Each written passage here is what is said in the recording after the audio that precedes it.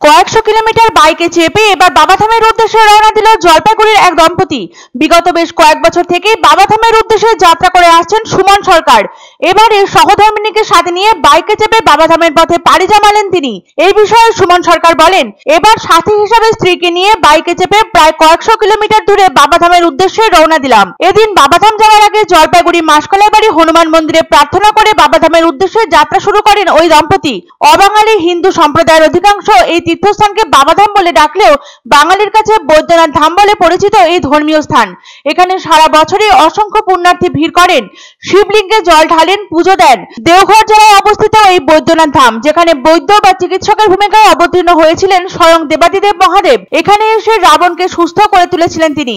শিব পুরাণের কোটি রুদ্র সংহিতায় বৈদ্যনাথ জ্যোতির্লিঙ্গ সম্পর্কে বলা আছে, বৈদ্যনাথং চিতাভূমৌ।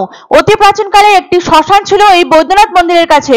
শাস্ত্রজ্ঞরা মনে করেন সেই কারণে এই কথা বলা হয়েছে। হিন্দু শাস্ত্র মতে অরিদ্রা নক্ষত্রের রাতে জ্যোতির্লিঙ্গ রূপে আবির্ভূত হয়েছিলেন স্বয়ং মহাদেব। তবে শুধুমাত্র শিবের জ্যোতির্লিঙ্গ মন্দিরই নয়, বৈদ্যনাথ মন্দিরটি 51 শক্তিপীঠেরও অন্যতম। ভক্তদের বিশ্বাস সতীর হৃদয় পড়েছিল এখানে এবং এই কারণে এই অঞ্চল হৃদয়পীঠ বলেও পরিচিত। পিরামিড আকৃতির শিখর বৈদ্যনাথ মন্দিরের।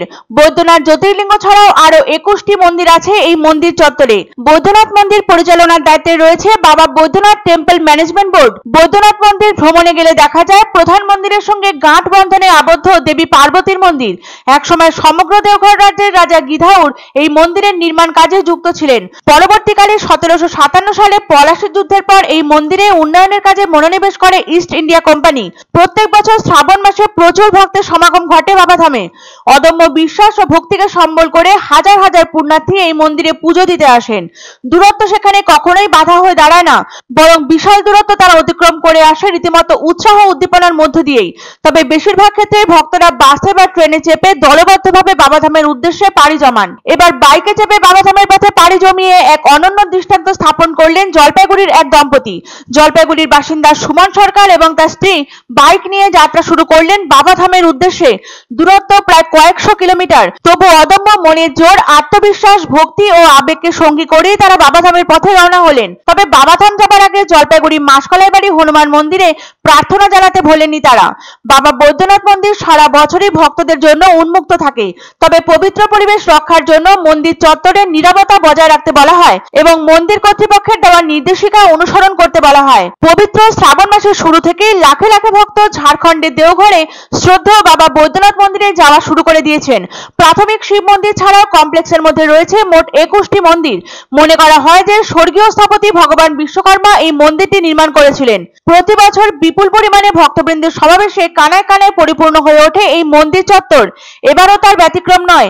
তবে ব্যতিক্রমের দৃষ্টান্ত স্থাপন করলেন জলপাইগুড়ির সরকার দম্পতি, যারা বাইকে চেপে রওনা দিয়েছেন বাবাধামের উদ্দেশ্যে। ভক্তি ও মনের জোর থাকলে সব বাধা অতিক্রম করে যে নিজ লক্ষ্যে পৌঁছানো সম্ভব হয়, সরকার দম্পতির সৃষ্ট এই বিরল দৃষ্টান্ত তারই এক অন্যতম উদাহরণ। এবার দুইজন যাচ্ছি, এর আগে আমরা বন্ধুদের সাথে গেছি, এবারই খালি জাস্ট দুইজন। বাইকে দুদিন লাগে, বাবা আছে সাথে। এটা ভালো লাগে, এটা শখ একটা। এত বছর তো বাসে গেছি, 16 সাল থেকে আমি বাইকে যাচ্ছি। আমি তো এইবার প্রথম যাচ্ছি, আমার খুব ভালো লাগে। সব কিছুই নেওয়া হয়েছে, জল, শুকনো খাবার,